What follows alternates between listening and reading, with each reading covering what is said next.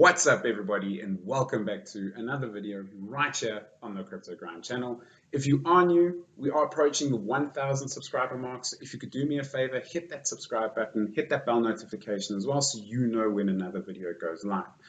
In this video, we're going to be talking about a very exciting layer 1 project called LUKSO, why I think that it has some serious potential. We're going to go through the team and a little bit about the project as well. So if that's something that interests you, make sure you stick around and of course watch the video all the way to the end, because that's an awesome way to support any YouTube channel.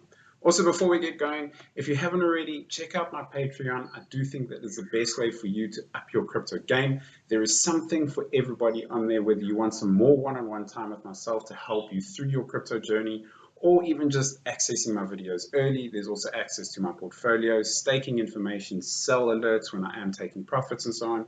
So go ahead, check it out. Link is in the description if that's something that interests you. Jumping onto the actual project that we're going to be talking about today, and that is LUKSO. Now, if you want a little bit of a description of what LUKSO is, the best way to do it is to actually have a look at what they say here. And it's a multiverse blockchain network where worlds of fashion, gaming, design, and social media intersect. Focuses on bringing blockchain to the masses. Now, that is something that I do like, and I will explain to you why they do that and how they're actually going to achieve that as well. Also, if we jump over here, you see a little bit more about the use case and what they're actually focusing on. So they are one of the first networks to focus on creative economies. So fashion, lifestyle, media and design.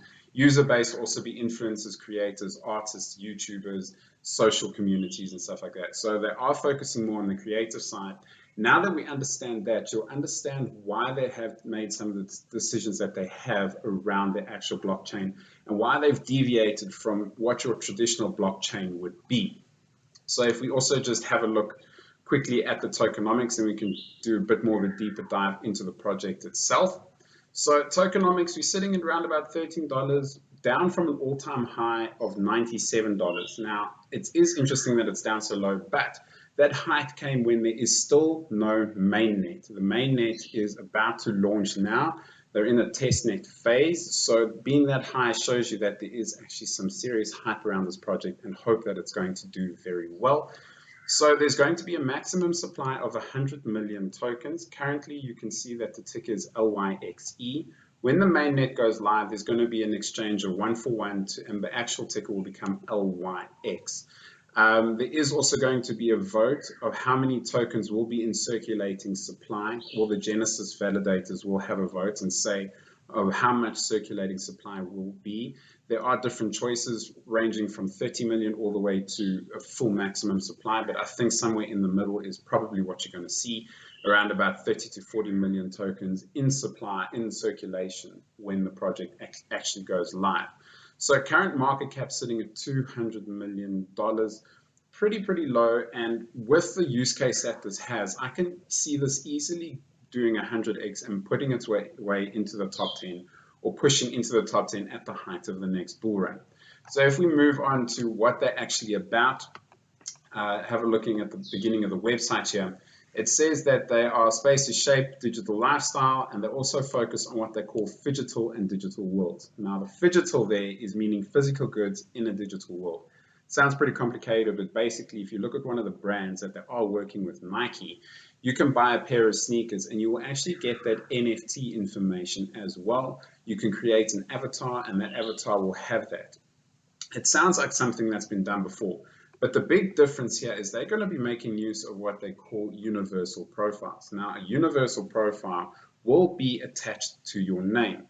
They're focusing on people who are quite comfortable in this sector with having their name out there. If you're an influencer, for example, and you go and pick up, the latest Nike shoes, or you want to, give away or promote some sort of fashion brand, and they are working with a lot of fashion brands as well, you're going to want people to know who you are, and of course that'll NFT and that phygital good will be attached to your universal profile.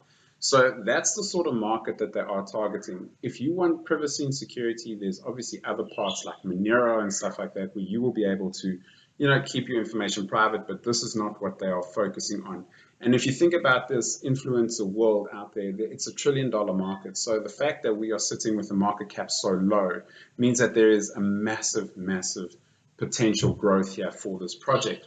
The universal profiles of the Luxo ecosystem make up one of what they call the core building blocks, along with the NFTs 2.0s and their cultural currencies. Now, also what everything is built on top of is called the Luxo standard proposals.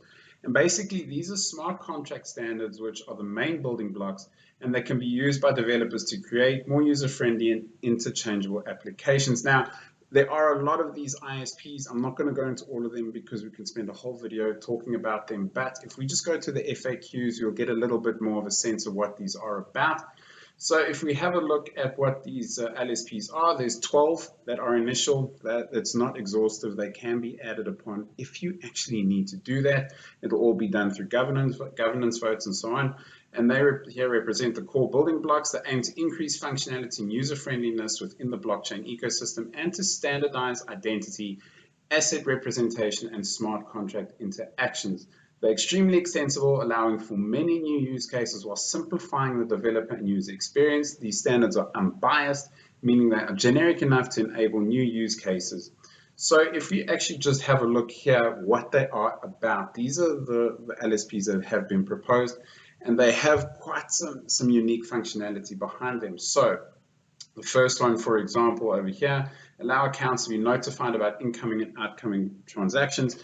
That's something that doesn't really happen. Sometimes these transactions actually just come in and you don't know about it, for example, on a MetaMask.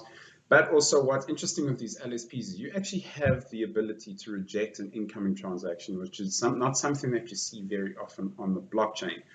Another one of the interesting features of these LSPs is that you're actually able to reverse a transaction. And again, that's not something you see very often on blockchain technology, but something that can be very, very useful when it comes to this technology, especially in this space. If you, for example, buy a pair of sneakers that you receive and they are faulty, whatever the case is, you want that option to return them.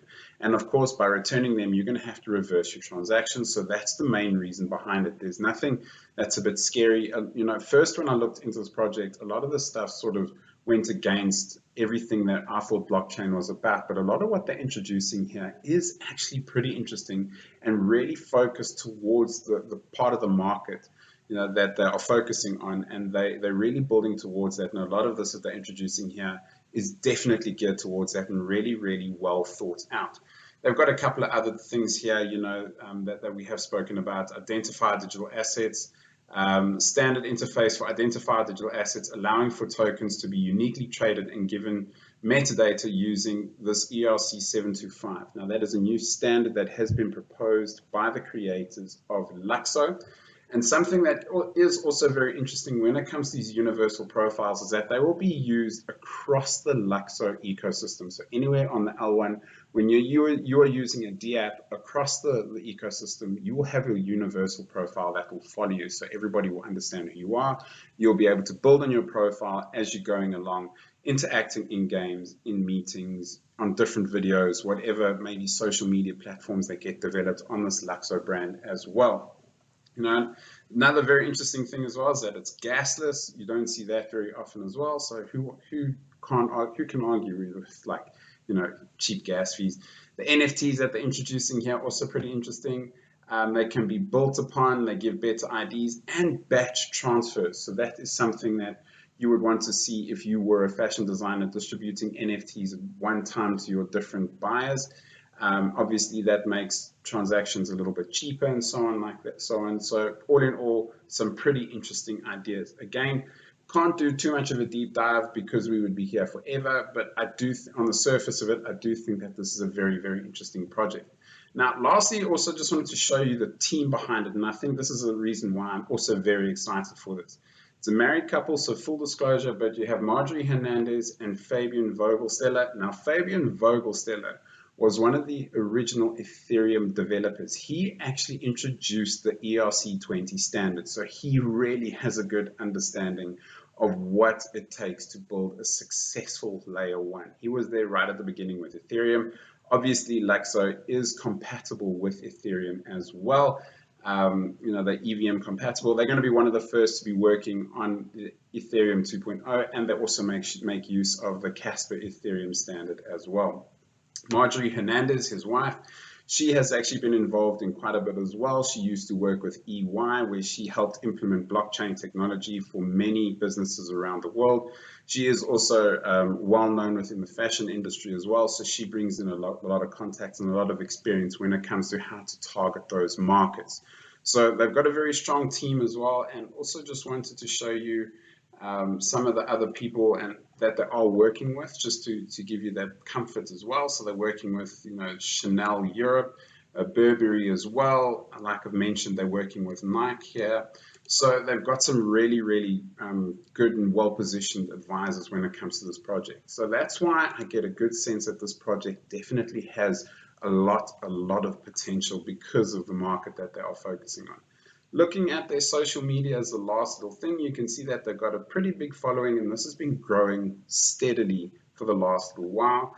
And I do think we're still right at the beginning. They are backed by KuCoin as well. They are very active on their social media, and they're sponsoring different events like here, the Ethereum Community Conference. They're going to be sponsoring that and speaking there, and you probably will see the price, sort of go up during that conference. Where I think this price can go, it's anybody's guess, but I definitely can see a 100x on the cards, 100x at a minimum. But this definitely can be a top 20 contender by the time the next bull run ends, because we are going to start to see mass adoption. It might take a bit longer to get there, but once mass adoption hits, we're definitely going to see this, shoot up. So I'm really bullish about this project. It's going on my watch list and probably one to buy if it keeps going down. I will have buy points. If you want to know where I'm going to be picking this up, or notifying people where to pick it up, make sure you check out my Patreon. They will know first before anywhere else. That's all I'm going to be speaking about today. If you do really have a universal profile or anything like that, drop a comment down below. Let us all know what your experience on the LUKSO platform is. And, if you think it's a good buy, if it's not something to be getting into. Otherwise, this probably won't be the last video that I do on LUKSO. That's all I'm going to be speaking about for now. Thank you so much for watching, and I'll see you in the next one.